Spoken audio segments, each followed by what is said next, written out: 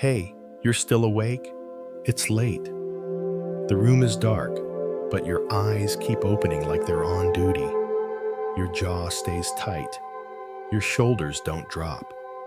The phone is face down, but you still feel it, like it might buzz any second. The clock changes numbers. Your breathing is shallow. Your chest feels heavy. You're not moving, but you're not resting.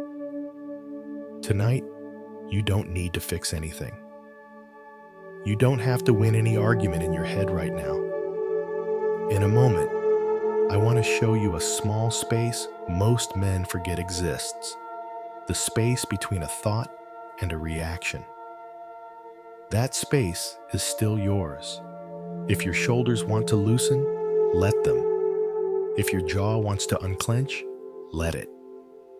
And if your eyes want to close, that's fine. Just breathe and listen. Your shoulders easing, your breath slowing. That's enough. Stay right there. This is usually the moment your mind starts working again. Not loudly, quietly. It replays the day in fragments. A look you didn't like. A sentence you keep rewriting. Something you meant to say. Something you shouldn't have said. Your body is still, but your attention keeps pacing the room. You're lying there, eyes open in the dark. The phone is face down on the nightstand, but you know exactly where it is. You don't touch it. You don't need to. Part of you is already there. Your jaw tightens without asking permission. Your chest feels full, like there's no room for a deep breath. The clock flips to another number. You notice it. You always do. Nothing dramatic happened today. That's the strange part. No crisis, no explosion, just 100 small moments that pulled at you, each one asking for a reaction, each one taking a little more out of you than it should have. That's how it works. Most men don't break under pressure. They erode under repetition. You answer one message too fast. You replay one comment too long. You scroll when you said you wouldn't. You explain something that didn't need explaining. You hold your tongue when you shouldn't, then speak when you should have waited.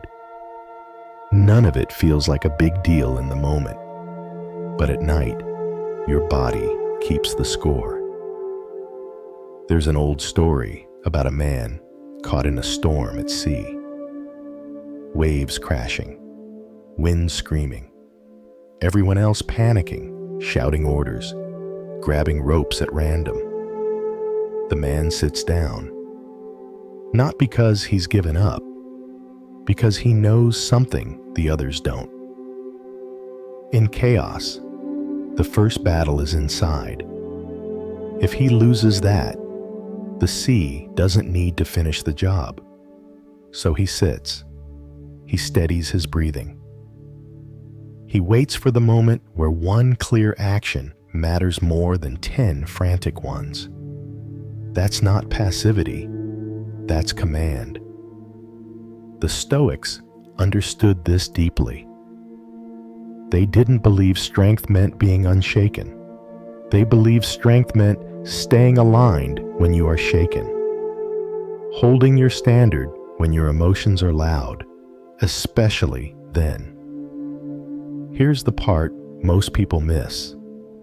The damage isn't caused by the event.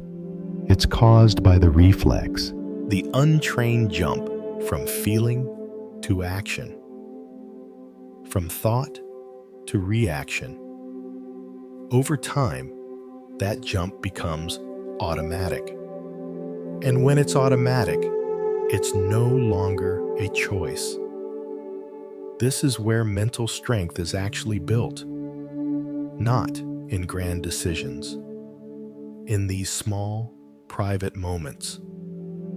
Lying in bed, sitting in the car, standing in the kitchen with the lights off. Moments where no one is watching and nothing is urgent, except your own impulse. So, the life lesson is simple and hard. Pause before you respond. Don't argue with what you can't control. Silence is not weakness when it's chosen. You don't owe every thought an action. Mental toughness begins where reaction ends. Let's slow this down.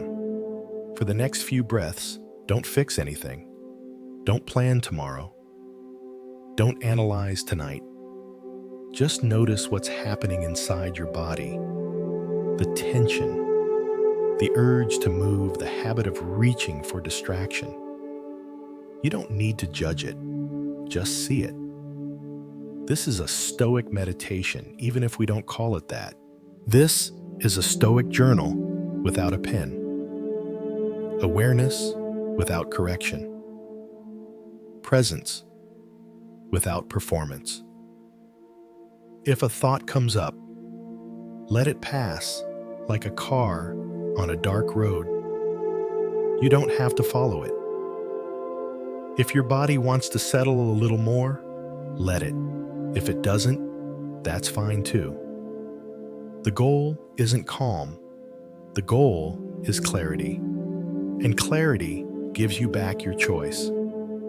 If these words resonate, if they feel familiar, you're not alone. Stay here. Stay with Stoic Saga. We're not chasing comfort. We're training steadiness. Clarity brings choice, but something keeps trying to steal it back. It doesn't shout. It doesn't threaten. It just keeps tapping you on the shoulder, quietly, constantly, training you to before you decide. Every buzz pulls your attention sideways. Every headline tightens your chest for half a second. Every opinion invites you to agree or fight. You don't feel controlled. You feel busy, alert, informed. But your body knows the truth before your mind does. Your shoulders never drop. Your breathing never finishes a full cycle. This is the invisible enemy.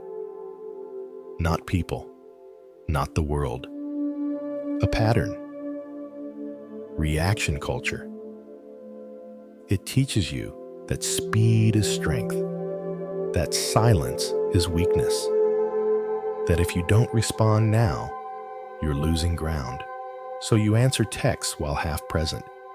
You fire off emails late at night. You replay conversations while brushing your teeth. You scroll even when your eyes are burning, not because you want to, because stopping feels uncomfortable. There's a moment I remember clearly. Sitting at a red light, engine idling, phone lighting up in my hand. Nothing urgent, nothing important. Still, my thumb moved. Not because I chose to, because it had been trained. That's when it hit me. If my attention could be pulled that easily, my character could be shaped the same way.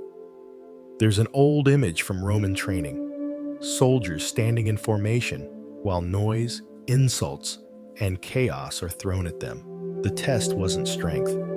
It was discipline. Could they hold position without reacting? Could they wait for command instead of impulse? One man breaks formation early, not from fear, but from impatience. He wants to act. He thinks moving fast proves readiness. But in war, that kind of reaction doesn't make you brave. It makes you dead. The Stoics understood this. They didn't fear emotion.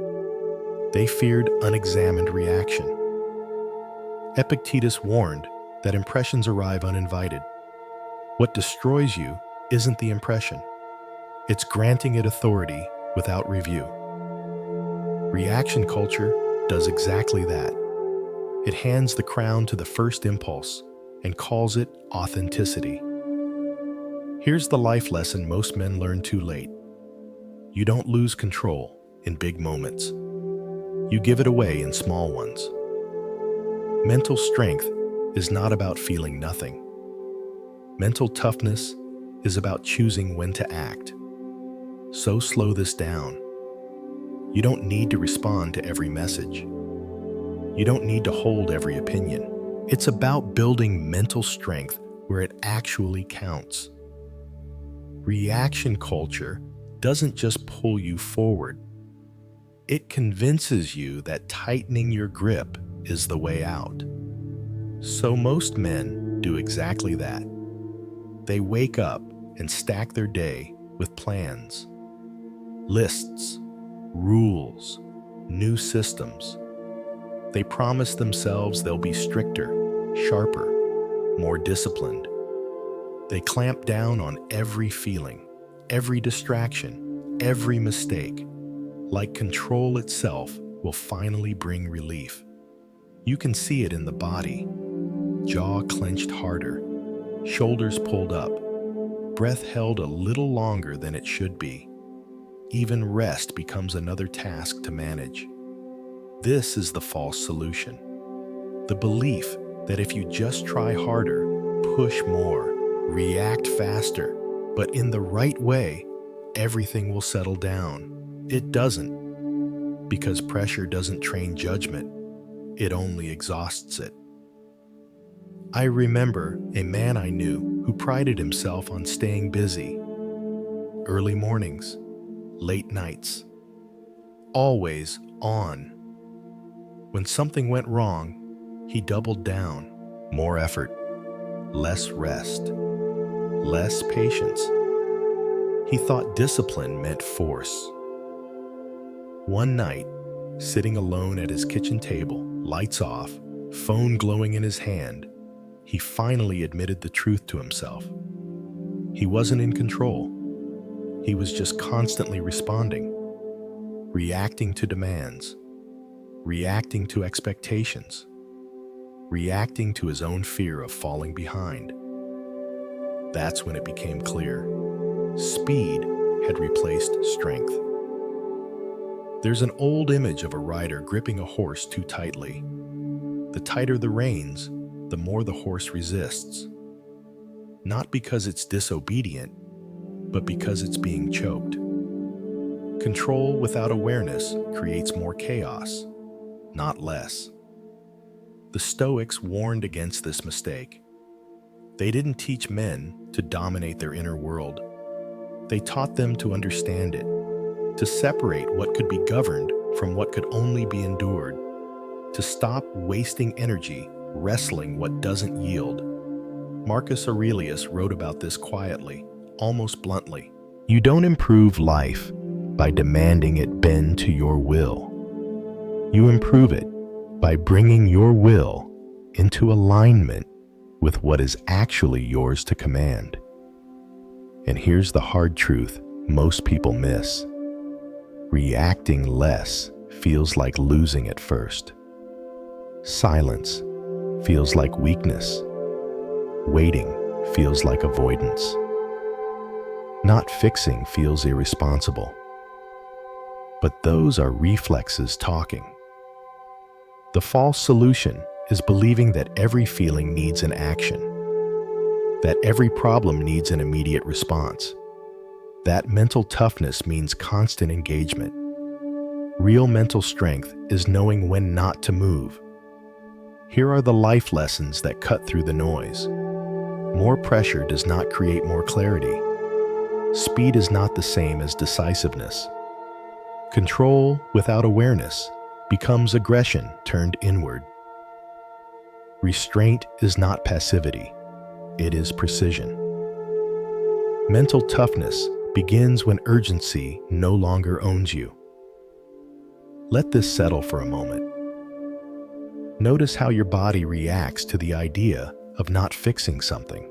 There may be a tightening, an itch to intervene, a sense of falling behind. That sensation is familiar because it's been rehearsed thousands of times.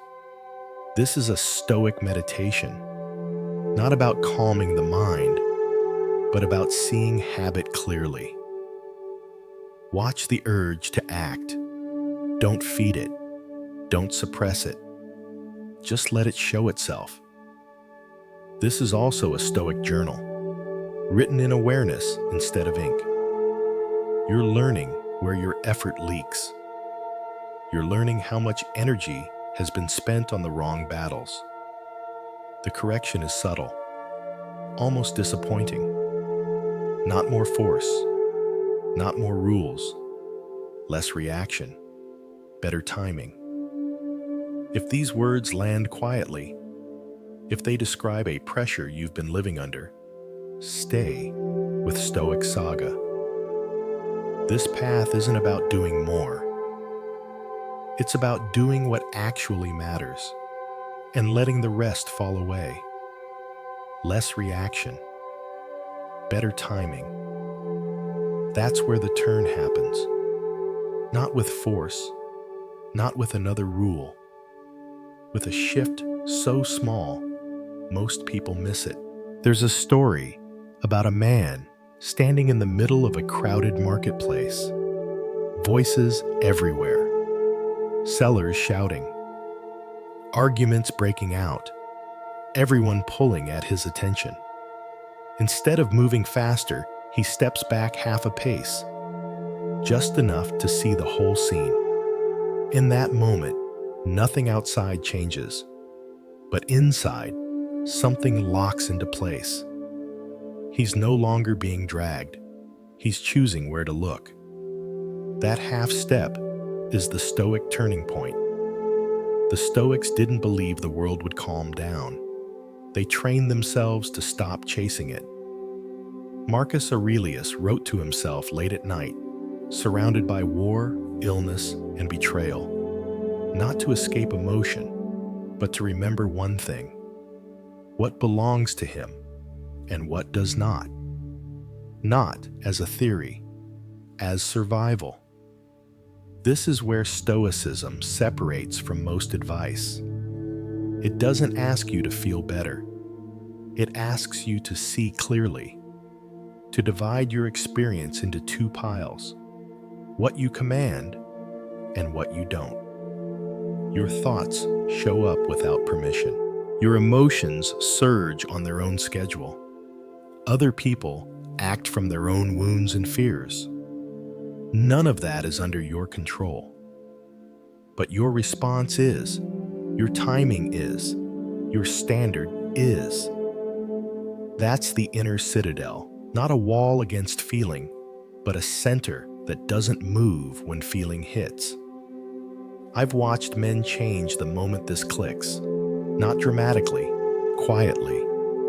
They stop trying to manage everything. They stop explaining themselves to every noise. They stop taking the bait, and their presence shifts. They become harder to rush, harder to provoke, harder to manipulate. There's a scene that plays out every day. A man receives a message that feels wrong. His pulse jumps. His mind writes a story. The old move is immediate action. The new move is a pause. Not to be calm, to be accurate. That pause is strength. Here are the life lessons that grow out of it. You don't need to control the moment to control yourself. Clarity comes from separation, not suppression. Mental strength is choosing your response, not reacting faster. Mental toughness is holding your standard when emotion is loud. You don't need certainty to act, only alignment. Now let's sit with this. Don't do anything yet. Just notice where your attention wants to go. Maybe toward a problem. Maybe toward a thought you've been circling. Let it be there. You're not here to solve it. You're here to see it without being pulled. This is a Stoic meditation, not closing your eyes to the world, opening them to what you actually control.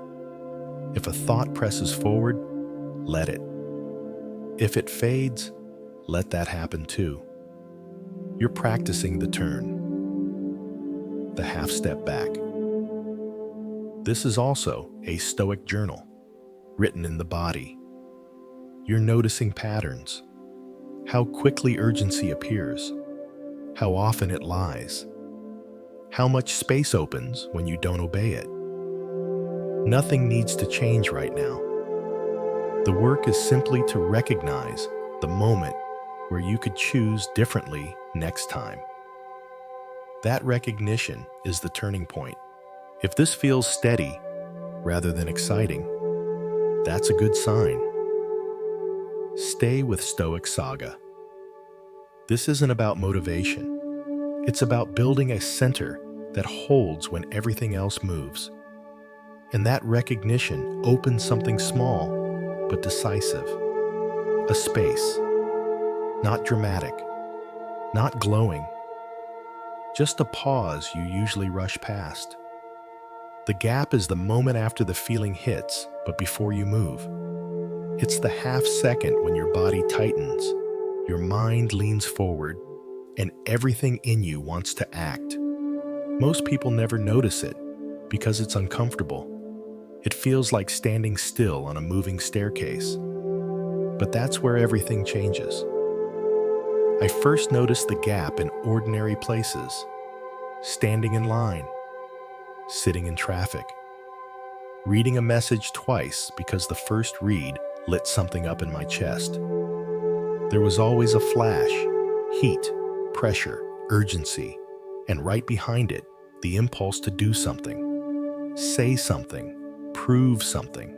One night, driving home on a dark highway, headlights stretching ahead, I felt it clearly. A thought came in sharp and convincing. My hands tightened on the wheel. Then, nothing happened, just for a breath. And in that breath, the thought lost its grip. It didn't disappear. It just stopped commanding. That was the gap. There's an old image of an archer drawing a bow. The power isn't in the release. It's in the stillness just before. The moment where the bow is full, the body steady, the aim set. Fire too soon and you miss. Hold without tension and the arrow flies clean. The Stoics trained that stillness. They understood that impressions arrive fast and forceful. Anger, desire, fear, pride. These aren't failures, they're signals. What matters is what you do next. Epictetus spoke of this without poetry. You are not required to consent to the first thing your mind presents. That consent happens in the gap. This is why the gap feels threatening at first. Reaction feels familiar. It feels like control. The gap feels like uncertainty, like you might lose momentum, like you might miss your chance. But here's the truth, most people never test. Nothing important requires you to abandon yourself in a hurry. The gap is not weakness, it's leverage. When you learn to stay there, just a moment longer than habit, you start seeing options that were invisible before. You hear the difference between what you feel and what's actually happening. You notice how often urgency is exaggerated. You notice how much of your energy was being spent on things that didn't deserve it. These are the life lessons the gap teaches, slowly and reliably. You don't have to act to be in control. Silence can be an action. Waiting is not losing time, it's gaining accuracy. Mental strength grows in moments no one notices. Mental toughness is staying present without flinching. Let's slow this down together. For the next few breaths, bring your attention to the place where reaction usually starts. Maybe it's in your chest, maybe your jaw, maybe your hands. Don't change it, just stay with it. This is a Stoic meditation, not to calm you, but to acquaint you with yourself. If a thought pushes forward, let it. You don't need to follow it. If an urge rises, notice how it peaks, then shifts. This is a Stoic journal written in sensation. You're learning the timing of your own mind. The gap isn't something you create, it's something you stop ignoring. And once you know it's there, you can return to it again and again, in the car, in conversation, in conflict, in quiet moments like this. If this feels subtle, that's because it is. Subtle enough to be overlooked, powerful enough to change the way you live. If you recognize this space, if you felt it before but never stayed, remain with Stoic Saga. This practice isn't loud, it's steady, and it starts right here. And once you can stay in that space, even for a breath, the moment sharpens. This is where the choice appears. Not a big one, not a cinematic one. A small, private fork in the road that most people step over without noticing. Picture this. He's sitting in the car after work. Parking lot lights humming overhead. The engine is off, but his foot hasn't relaxed yet. The phone is in his hand. One message on the screen. Short, cold, easy to read the wrong way. His chest tightens, jaw sets. The familiar heat rises, fast, efficient, practiced. Nothing has happened yet. This is the choice point. He can answer now. Let the feeling speak. Send the message that proves he's not weak, not careless, not someone to be brushed aside. It would feel good, clean, final, for about 10 seconds. Or he can wait. Not to be polite, not to be calm, to be accurate. He sets the phone down, stares at the windshield, takes one breath that actually reaches the bottom of his lungs. The feeling is still there, strong, insistent, but it's no longer driving. That pause doesn't look like much from the outside. No one claps, no one notices. But inside, something holds. This is where character is built. There's an old image of a man standing still while others rush past him during a fire. Not frozen, centered. He's not trying to be brave. He's choosing not to add confusion to an already burning room. He knows that the wrong movement at the wrong time makes things worse. The Stoics lived by this understanding. They didn't measure strength by how fast you respond, but by how well you choose. They knew that once emotion takes the wheel, judgment goes quiet. So they trained the moment before action, again and again, until waiting felt natural. This is not about right or wrong. It's about direction. Every reaction trains you to react again. Every pause trains you to pause again. That's the real cost of the choice point. Not the outcome of this one moment, but the habit you're reinforcing. Here are the life lessons the choice point teaches if you stay with it. You don't need to respond to prove your worth. Silence can protect more than words ever will. Not every feeling deserves an action. Mental strength shows up as restraint. Mental toughness is choosing who you are under pressure. Now let's sit inside this moment together. You don't need to imagine anything dramatic. Just bring to mind the last time you felt pushed to respond. Feel where that pressure lives in your body, the chest, the throat, the hands. Stay there. This is a Stoic meditation. No instructions to fix, no goal to calm down. just staying present while the urge asks to be obeyed. Let it ask. You don't have to answer. Notice how the urge changes when it's not fed, how it shifts, softens, or simply waits. This is also a Stoic journal, written without words. You're observing your own patterns in real time, learning how quickly you're pulled, learning how much power returns when you don't move immediately. The choice point will come again, tonight, tomorrow, in conversation, in silence, in moments that feel too small to matter. They all matter.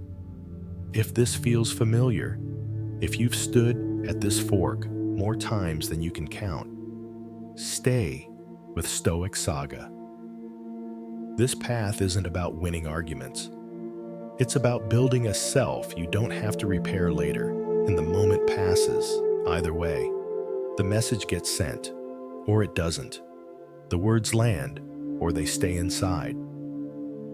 From the outside, nothing looks dramatic, but inside, the ledger updates, reaction pays fast, and charges interest. It feels clean for a few seconds. The relief of release, the sense of having done something. But later, when the noise fades, the cost shows up quietly. In the tightness that doesn't leave your neck. In the conversation that never quite recovers. In the way your mind replays what you wish you'd said differently, again and again. I've seen this play out in ordinary lives. A man snaps at his kid after a long day. Not cruel, just sharp. He tells himself it's nothing. But that night, the house feels colder. He avoids eye contact. The weight follows him into bed. No punishment arrives, just distance. Another man holds his tongue. He lets the moment pass. It costs him pride in the instant. But later, the air clears. The relationship stays intact. His body sleeps. That's the difference between reaction and restraint. One steals tomorrow to feel better now. The other feels heavier now and pays you back later. The Stoics were precise about this. They didn't speak in moral threats. They spoke in outcomes. When you act from impulse, you trade your inner command for momentary relief. When you act from judgment, you preserve your capacity to choose again tomorrow. This is consequence, not punishment. Cause and effect at the level of character. There's an image of a craftsman working with fine wood. If he rushes, the cut splinters. He can force it back together, sand it down, hide the damage. Or he can slow his hand, accept the resistance, and make one clean cut. The difference shows up years later when the piece still holds. Your reactions are the same. They shape the grain of your days. Here are the life lessons that only consequence teaches. Reaction borrows peace from the future. Restraint compounds quietly over time. Mental strength is choosing the long return over the quick hit. Mental toughness is paying the cost up front. What you practice under pressure becomes who you trust later. Let's pause here. Bring to mind a recent moment where you reacted quickly. Don't judge it. Just notice what followed. The body remembers. The tightening, the second guessing. Now recall a moment where you didn't react, where you waited. Feel the difference. Not pride, stability. This is a Stoic meditation, not to erase mistakes, but to read them accurately, to see the chain without blaming yourself. Awareness, is enough. This is also a Stoic journal. You're recording outcomes, not intentions. Learning which actions leave you steadier afterward. Learning which ones don't. The consequence isn't meant to scare you. It's meant to inform you. Every choice trains your nervous system. Every response sets a precedent. Over time, those precedents become your baseline. Calm or reactive. Steady or brittle. You don't need to be perfect. You need to be honest about the cost. If this reflection feels familiar, if you've paid these prices before, stay with Stoic Saga. This work isn't about avoiding mistakes. It's about choosing which consequences you're willing to live with. And knowing the cost changes how you train. Not with ambition, with precision. Practice doesn't begin when life is calm. It begins when the next impulse shows up, when the body tightens, when the familiar urge says, "Do something now." That's the training ground. Here's a simple scene. A man stands in his kitchen late at night, lights low, everyone else asleep.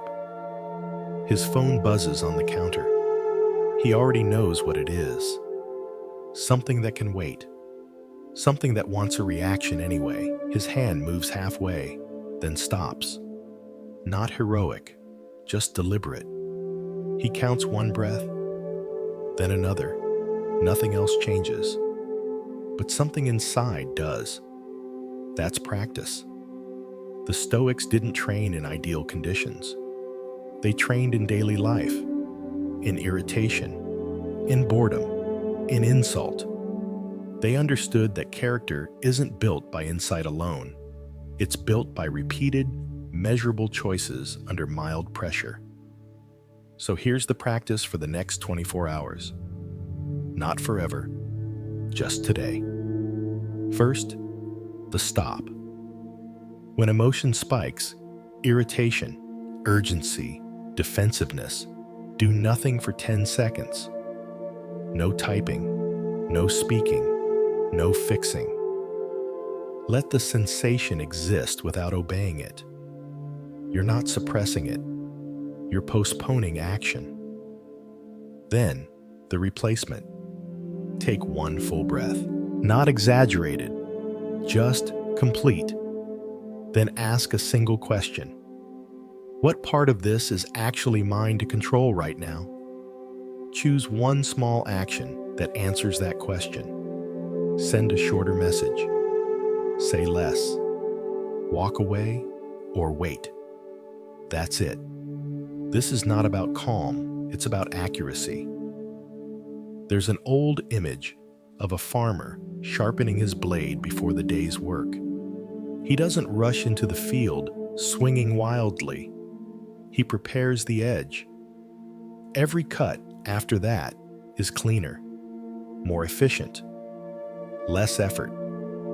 This practice sharpens your edge. Here are the life lessons this training installs, quietly and reliably. Delay creates clarity. Clarity reduces regret. Mental strength is built in seconds, not speeches.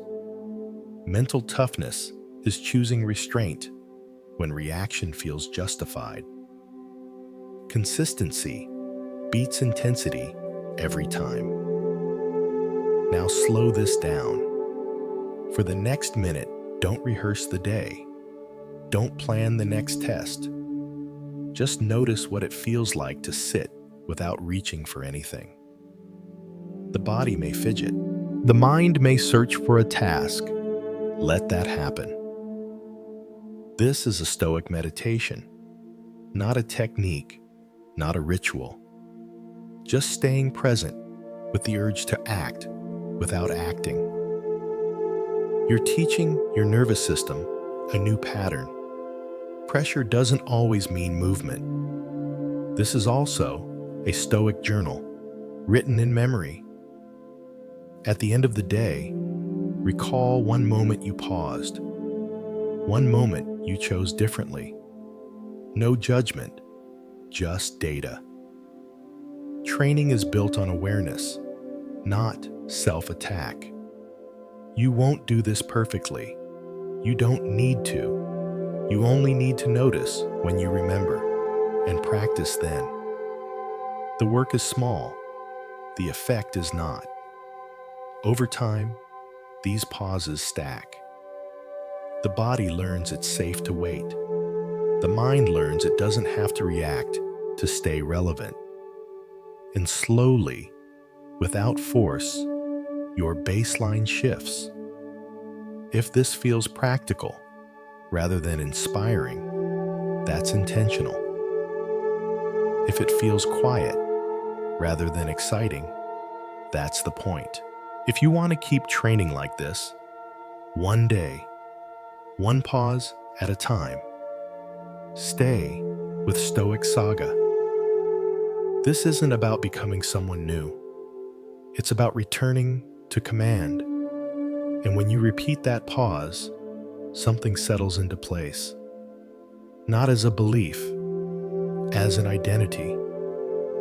A man leaves the house early. The street is quiet. His car keys feel heavier than they should. Not because of metal, but because of responsibility. There's a day waiting for him that won't be gentle. Deadlines, pressure, people who will test him without meaning to. He doesn't tell himself a story about being strong. He just starts the engine and drives. This is how identity installs, quietly, through behavior. Most people think identity comes from declarations, from saying who they are, from promising change out loud. But real identity is built in moments no one sees. In the way you handle 10 seconds of tension, in the way you don't explain yourself, in the way you return to standard without drama. The Stoics understood this deeply. They didn't chase confidence. They trained reliability. Over time, the mind learns a simple lesson. I can be trusted under pressure. That lesson becomes character. There's an old story of a soldier standing guard at night. No enemy comes. No battle happens. Nothing dramatic, but he stays at his post anyway. That night doesn't make him famous. It makes him dependable. And dependability is the foundation of strength. This is the same.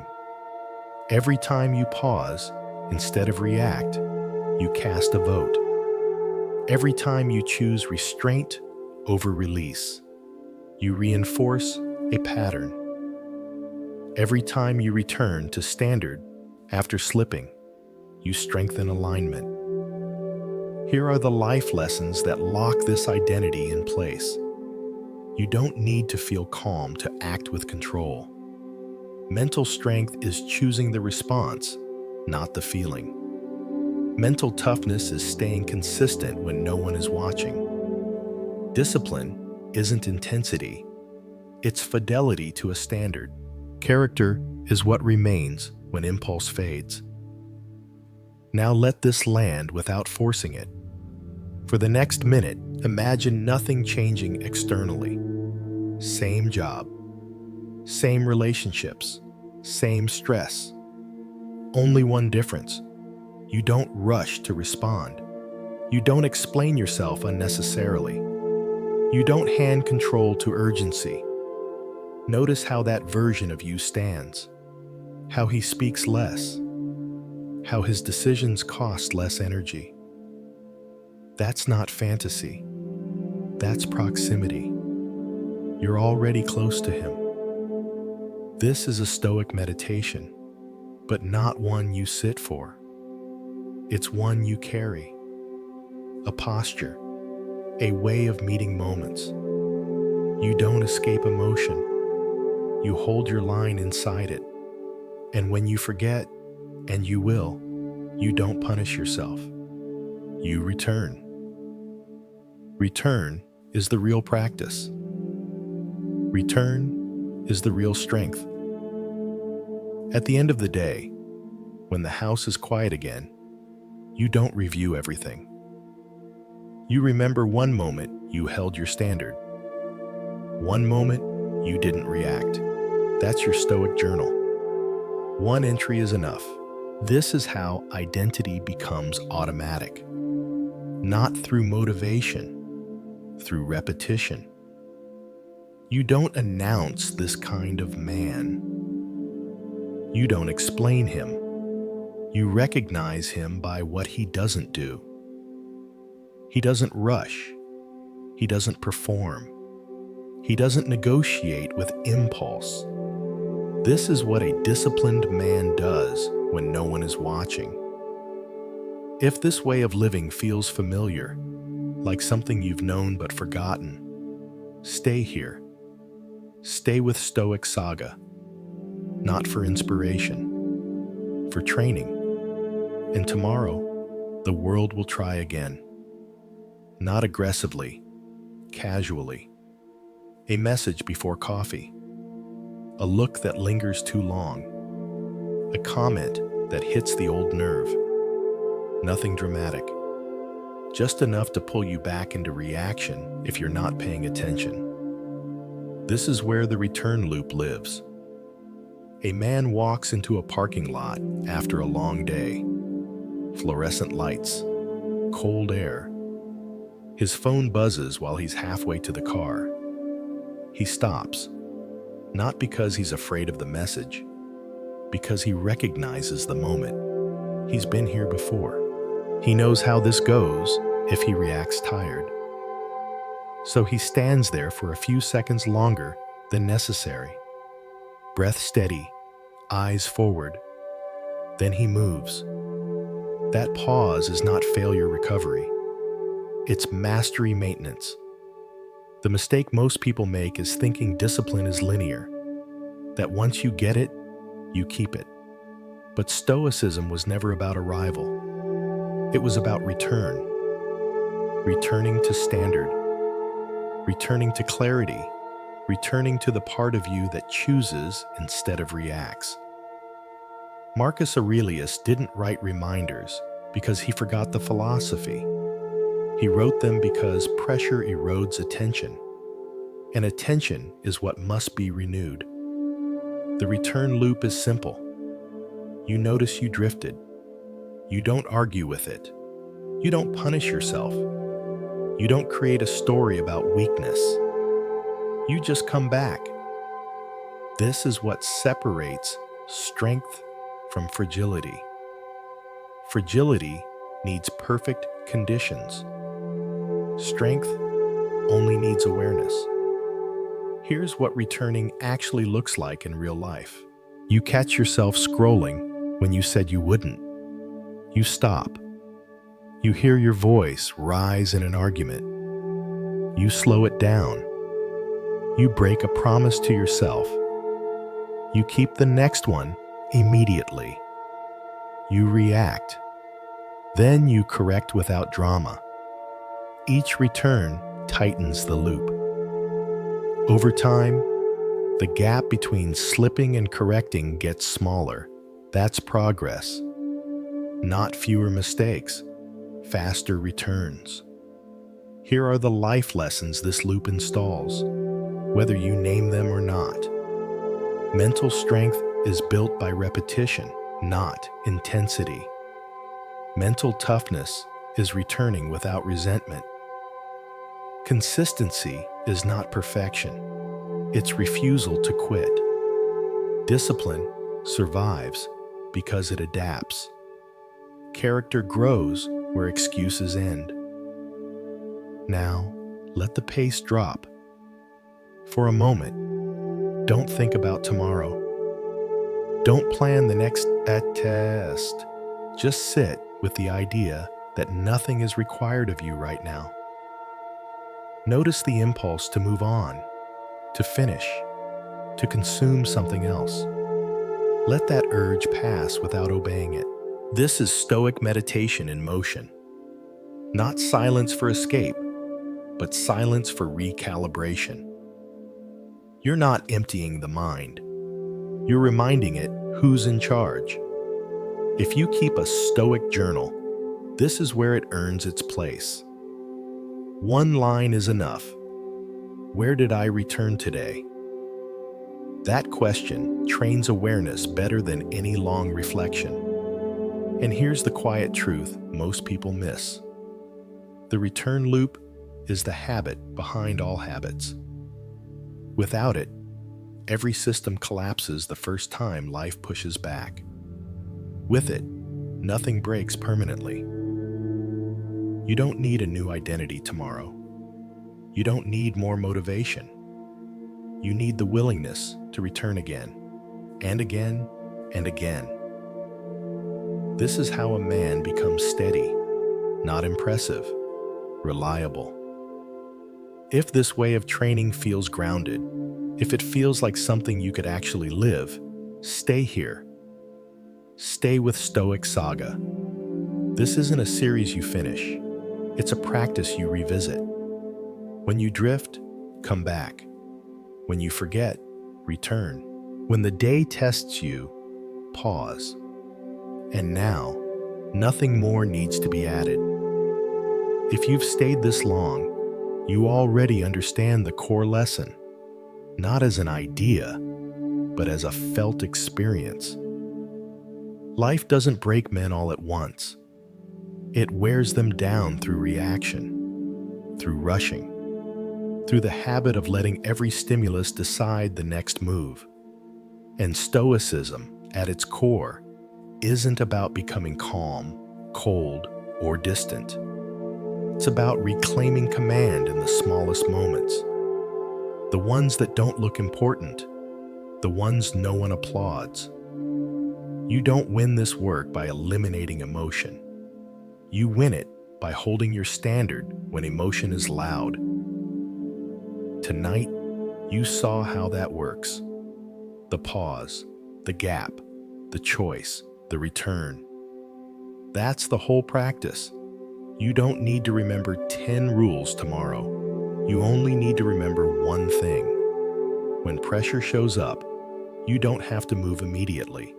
That space, small, quiet, often uncomfortable, is where your character lives.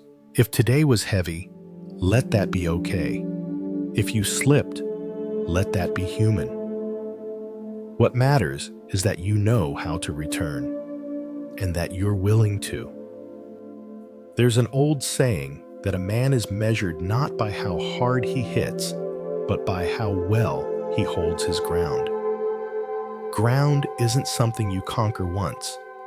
It's something you stand on again and again. So here's the encouragement, plain and honest. You don't have to become someone else. You don't have to fix your whole life. You don't have to be perfect to be disciplined. Just practice the pause. Just return when you drift. Just keep your word in small ways. That's enough. May you move through tomorrow a little slower. May you react a little less. May you respect yourself a little more. Not because the world changed, but because you didn't abandon your standard.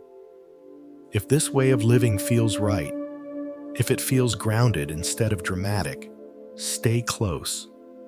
This channel isn't about motivation. It's about training. Quiet, repeatable, human training. Train with me tomorrow.